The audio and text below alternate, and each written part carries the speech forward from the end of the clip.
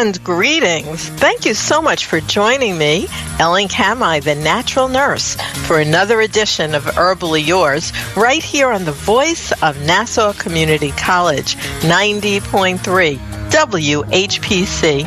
Herbally Yours brings you the latest information about the many facets in the world of natural living. And as many of you know, who are longtime listeners, we often have guests from far and wide, from all over the country and all over the world. But today's guest is right here in Nassau County with us. She is in Port Washington, and we are so happy to bring on board today a local guest for a very important issue that spans the world as well as impacts us locally.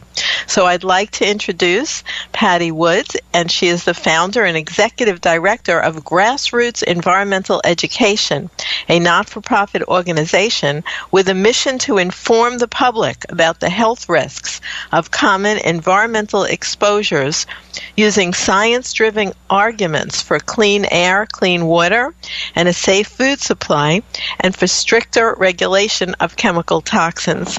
Grassroots serves local and state governments, healthcare providers, school systems, community groups, and other environmental groups and individuals nationwide.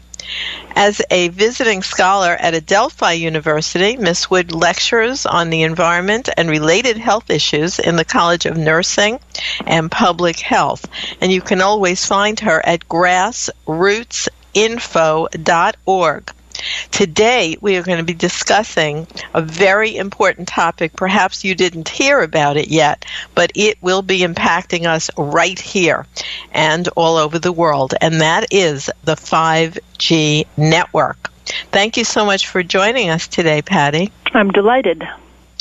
Now, this is a big issue. I'll tell you how we got to you. You have been on the show before with other issues, but there just seems to be no end with things that potentially can negatively impact our health.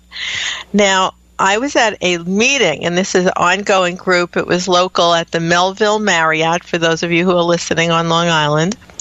And I have been reading about the impact of 5G. And many people perhaps don't even know what that is. So let's introduce that concept. Why? What is 5G? What even is it for us to be discussing it? Well, 5G is the next in our wireless technology. We have been utilizing 3G and 4G now for several years, and now 5G will enable us to connect to the Internet of Things, or IoT. People who are in the know will recognize that. Well, wait a minute. How about for us who aren't in the know? I have no idea what IoT means. Okay. The Internet of Things means that, your toaster can be, talking to your cell phone. Your refrigerator can be talking to your local store.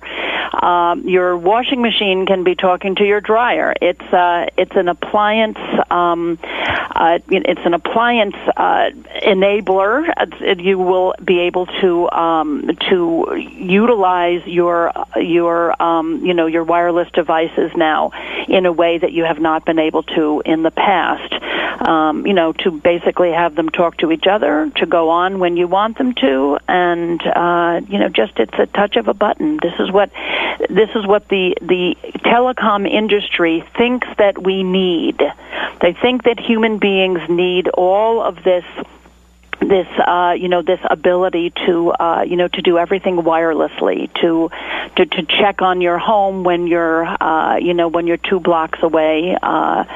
There are some things that make sense, other things that are just silly conveniences that I'm not sure are worth the privacy issues or the security issues. That's one of the other issues with all of these wireless devices, is that your information and your habits on a daily basis are going to become the property of who knows. So that's something similar that we discussed in terms of the smart meters. Mm-hmm. The electrical smart meters. Exactly. That's right. The Internet of Things is going to allow you to do that. 5G will also allow you to download, let's say, videos way, way faster. I think that, 3 minutes is okay, but they're thinking about just 30 seconds you'll be able to download. So you have that feature of 5G, and you're going to be able to drive driverless cars down a street that has 5G antennas on every other telephone pole. So, just because we can do things, just because we have the technology, doesn't mean that we should. And that's where we are with all of this wireless build-out. Well, thank you for introducing us to what is this 5G. Now, I will tell you, when we were going from 3G to 4G, there was a lot of information about the negative impact of all this wireless intervention in our body in terms of brain issues, cancer issues, even things that were more like allergies in some people to where they could not function. That was when they were into bringing in 4G. And even here on Long Island, I was invited as an expert testimonial nurse to many different town hall meetings and things where people were trying hard to block putting up some of those big towers and increasing the 4G signal. Mm-hmm. But I was told that I was not able to discuss any kind of health issues that might be linked to this technology. Yes, that's correct. The Telecommunications Act of 1996, which was an act that was passed by the FCC, the Federal Communications Commission, basically said that you are not allowed to fight the siting, which means the placement, of cell towers based on health or environmental impacts. Period. How is that possible? Well, it's possible because we have we have a lot of different agencies that are supposed to protect public health, but if there is a single agency that I would say is a captured agency, meaning that the industry has captured it, it would be the FCC. Okay. Well, more recently, how about the EPA? Because they are rolling back all environmental issues. Okay. So now, that was obviously prior to this current administration. That was that Telecommunications Act was passed in 1996, as I said. So that's 20 years old, 20 plus years old. And obviously they were basing this on information that they already had, which shows you that even in 1996 they knew that there were health concerns. In fact, if you go back all the way to the 1960s, you can find military studies, United States military studies that were done when they were the first ones to start using wireless communication, both for transmitting and receiving signals. And they were doing a lot of studies at that time, and they found that there are neurological impacts for sure, and of those, behavioral problems were very significant. So this falls right in line with what we know today, that, during fetal development, that wireless exposure is impacting the prefrontal cortex of the developing fetus's brain, which is responsible for behavior and learning. So anyway, back to the FCC. That's incredibly interesting when we look at the increase in autistic children, which has no explanation. Well, that's correct. And, what they found that doing a study at Yale, Dr. Hugh Taylor, who's the head of reproductive sciences and OBGYN at Yale Medical School, he and his colleagues did a study and then replicated it because they were actually looking to see whether cell phones were causing brain tumors.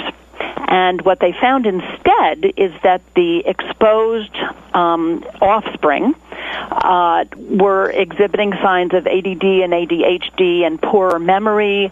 Mice can very, very quickly find their source of food even through a maze. And the affected offspring or the exposed offspring were unable to find their food, even though they were shown where it was once. And they were literally bouncing off the sides of the cages, just, like not a care in the world, just typical of ADHD. So that was a surprise to them. They had not expected to find that, although, those studies back in the 1960s, showed these behavioral problems already back then. Now, I want to remind our listeners that you are listening to Herbally Yours on the voice of Nassau Community College, 90.3 WHPC. I'm Ellen Kamai, the natural nurse, and today my guest is Patti Wood. We are discussing environmental impact of 5G, and her organization is grassrootsinfo.org.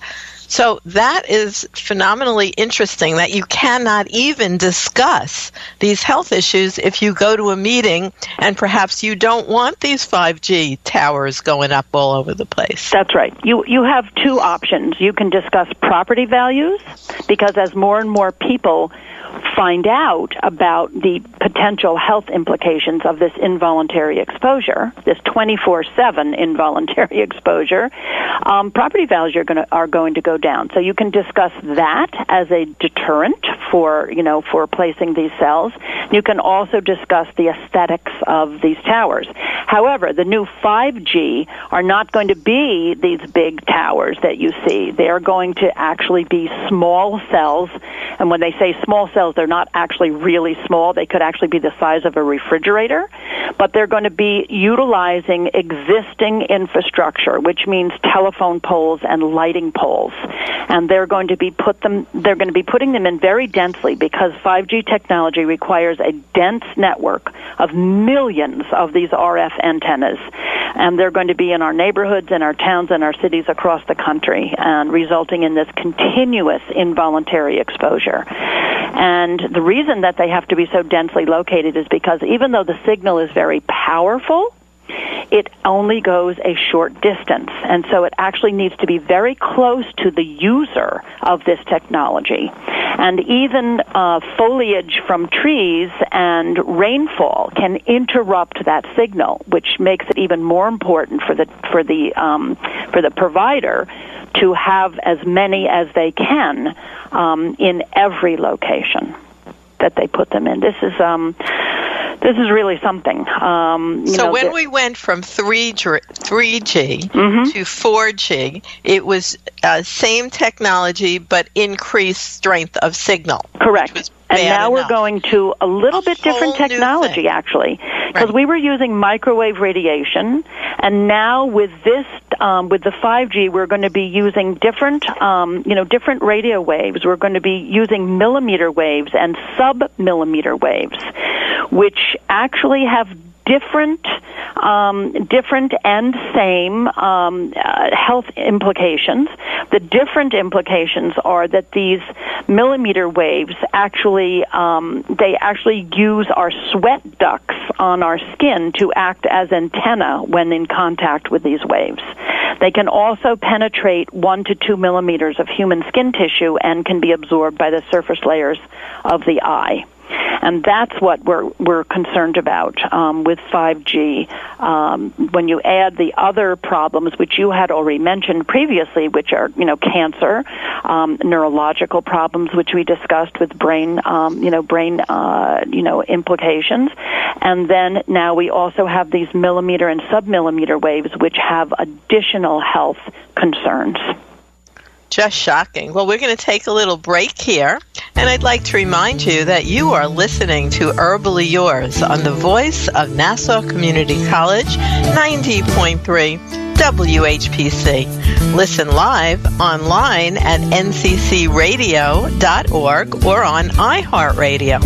For more information on today's guest or topic, email us at whpc@ncc.edu. Stay tuned. Herbally Yours will be right back.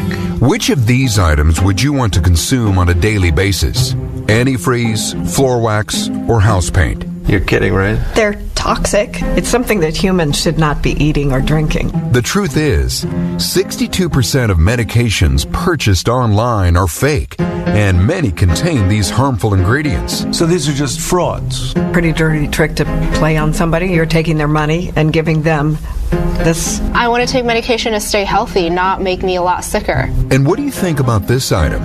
That is a big bowl of nothing. Many rogue sites sell prescriptions with little to no medication at all. The good news is you can find legitimate online pharmacies by looking for .pharmacy in a website's address. So if I see .pharmacy, It's legit. Visit safe.pharmacy to learn how you and your loved ones can be certain the medications you buy online are safe. A public service from the National Association of Boards of Pharmacy.